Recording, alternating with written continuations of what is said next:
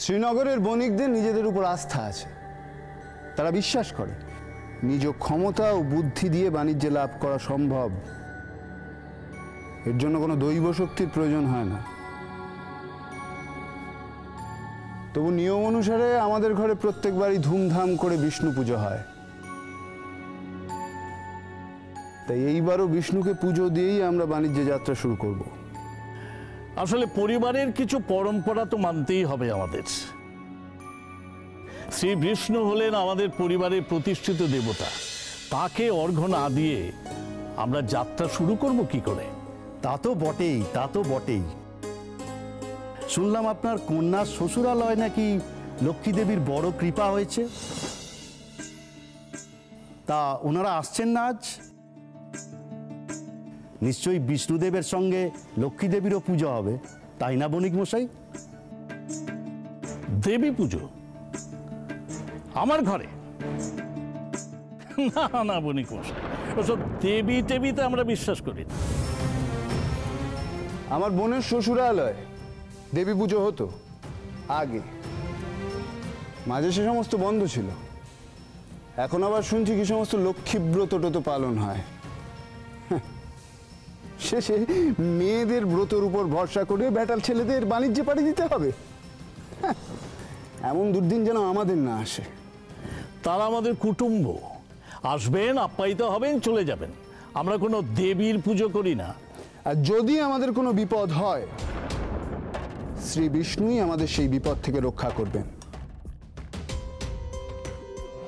এর জন্য কোনো দেবীর প্রয়োজন নেই।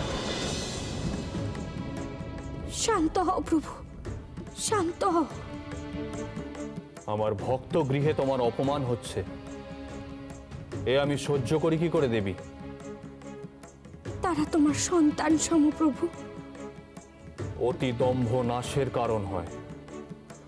ভক্তের দম্ভ ক্ষমা করে দাও প্রভু, শান্ত হও।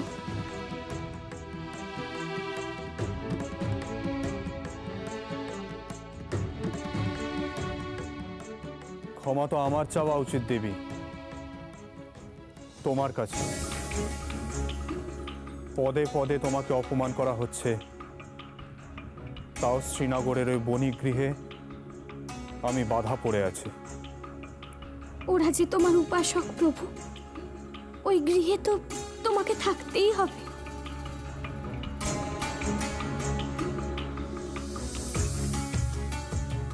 যেদিন এদের দম্ভ সমস্ত সীমা অতিক্রম করবে,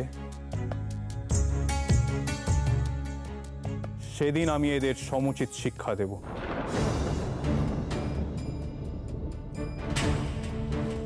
এরাও একদিন বদলে যাবে প্রভু, ঠিক যেমন সুলতা বদলে গেছে। এদের মধ্যেও শ্রী সৃষ্টি হবে।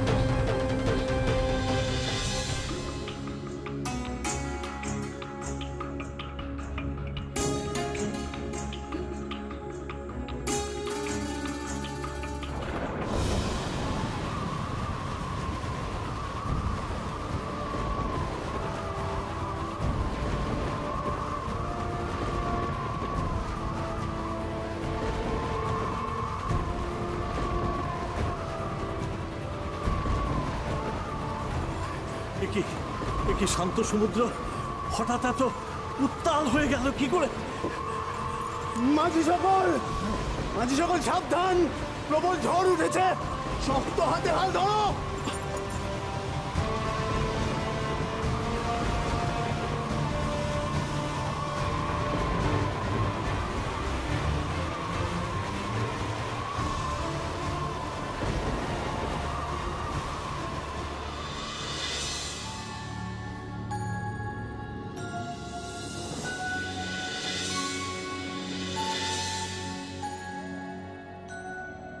আমার মনটা খুব কু ডাকছে জানো।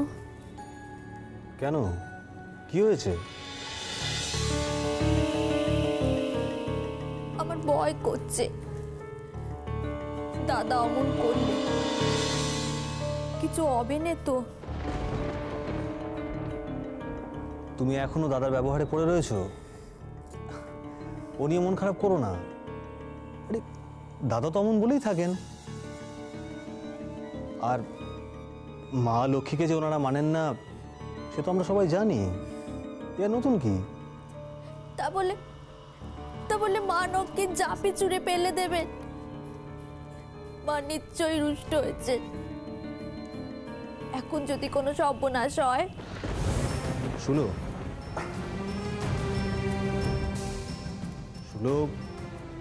তুমি অযথা দুশ্চিন্তা করছো। আচ্ছা, মা কি বলেন তুমি ভুলে গেলে? ছোটবেলা থেকে শুনে আসছি মা লক্ষ্মীর বড়ই কোমল হৃদয়, উনি সকলের অপরাধকে ক্ষমা করেন।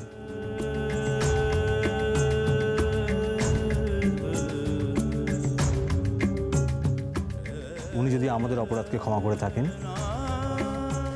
তাহলে তোমার দাদার অপরাধকেও ক্ষমা করে দেবেন। তাই যেন মা লক্ষ্মী যেন আমার দাদার অপরাধ ক্ষমা করে দেন।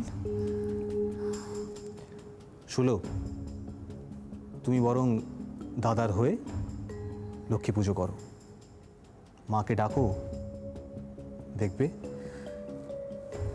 তিনি সকল বিপদ থেকে ওনাদের রক্ষা করবেন।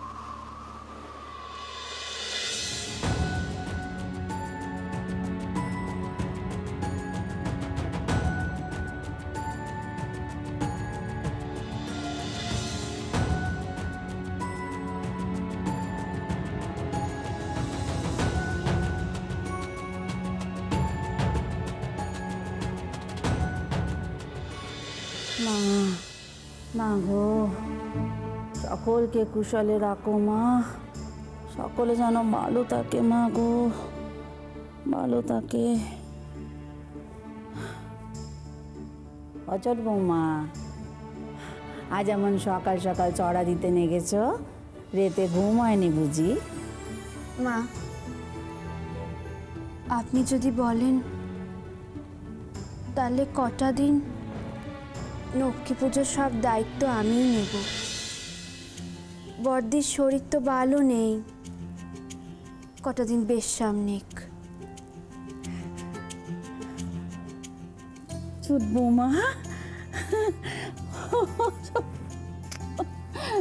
বেঁচে থাকো মা গো, বেঁচে থাকো।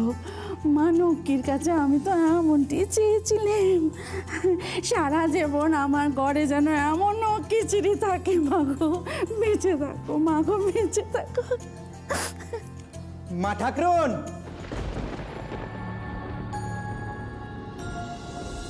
কি হয়েছে হারান? তোর মুখ কানা অমন দেখাচ্ছে কেন? মা ঠাকরুন, সব বণিকেরা বলা কওয়া করছে সমুদ্রে নাকি বড় ঝড় এসেছিল কাল রাতে।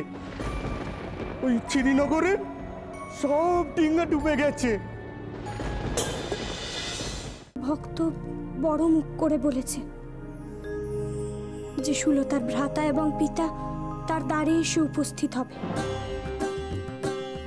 তার কথা যেন ফলে আপনি সেই ব্যবস্থাই করুন। না দেবী,